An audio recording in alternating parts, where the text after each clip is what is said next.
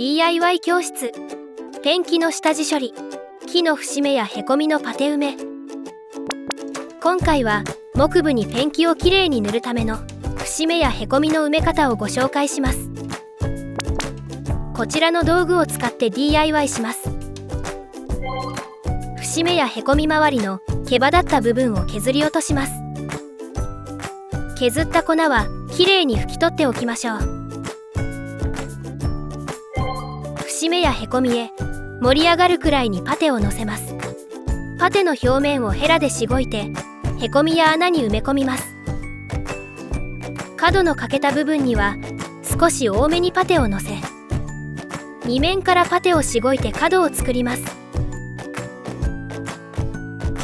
乾くと痩せるので、乾いた後にパテを少し足して厚めに盛っておきましょう。このままパテが乾くまで時間を置きます。パテが乾燥したら表面を紙やすりで平らに削ります。角材などに巻くと平らに削りやすくなります。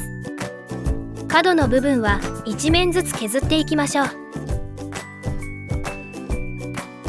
最後に削った粉をきれいに拭き取ったら、通常通りにペンキを塗って大丈夫です。節目や穴がきれいに隠れています。